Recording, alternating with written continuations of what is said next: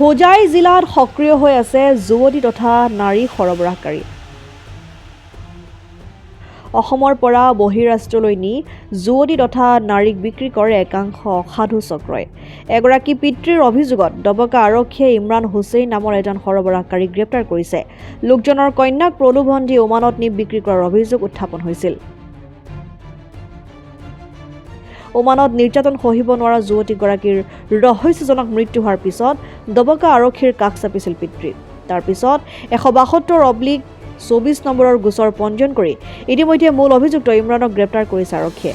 উল্লেখ্য যে নাৰী সৰবৰাহ কৰাৰ অভিযোগত পূৰ্বেও জেললৈ গৈছিল ইমৰান। এতিয়াও বহু নাৰী তথা যুৱতী বহিৰাষ্ট্ৰত আবদ্ধ হৈ থকাৰ কথা জানিব পৰা গৈছে।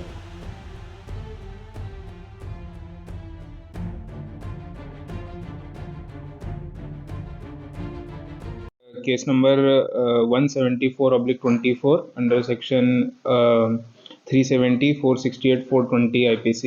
तो आमार immoral trafficking, human trafficking case आছিলে। আমি আগতে কমপ্লেইন পাইছিলোঁ কি এটা ছোৱালীজনী আছে, তেখেতক ওমান লৈ গৈছিলে আৰু তাত তেখেতক মৃত্যু হ'ল।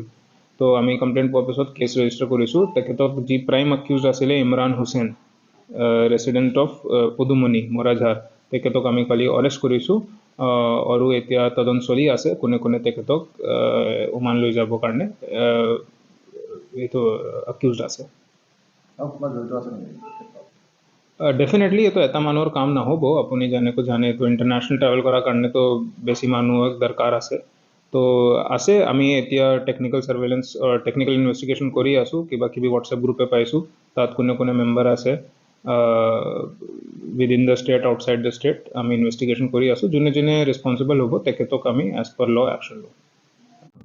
যেনেকৈ আপুনি গম পাইছে, কালি এটা কেছ হৈছিলে, এটা মাইকী মানুহ, তেখেতক suspected to be murder case আছিলে। সেই কেছৰ তদন্তত আজি কালি দুটা মানুহ এৰেষ্ট কৰা হৈছে। দুটা মানুহক আজি ফৰৱাৰ্ড কৰিম। দুটা মানুহ ডিটেইলছ হৈছে ইমৰান হুছেইন আৰু ছাদিকুল হক। দুটা মানুহে ইছলাম বস্তিৰ বাসিন্দা হয়।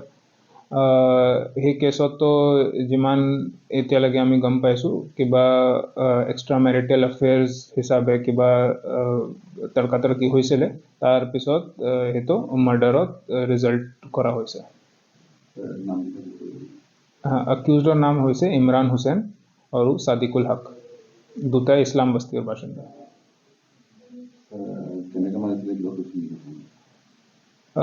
সেইটো মানে যেনেকুৱা আগতে আমি ইনকুৱেষ্ট প্ৰচিডিউৰতে পাইছোঁ, থ্ৰটলিং যি কয়, মানে ষ্ট্ৰেংগুলেশ্যন যি বস্তু হয়, সেইটো ধৰণে মাৰিছে। এতিয়া PM ৰিপৰ্টত বস্তু স্পষ্ট হিচাপে আহি যাব।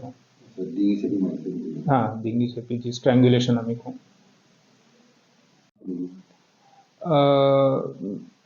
এতিয়াতো নাই, আমি মানে ইনভেষ্টিগেশ্যন এতিয়া শেষে হৈছে, বস্তু গোটেই আমি ক্লিয়াৰলি গম পাইছোঁ। তথাপি যদি কিবা আৰু নতুন ইনফৰমেশ্যন আমাৰ ওচৰত আহিব, সেইটো আমি কনচিডাৰ কৰিম।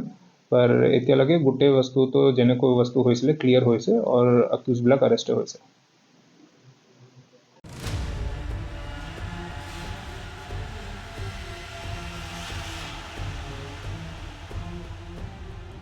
News desk report, Democratic Assam.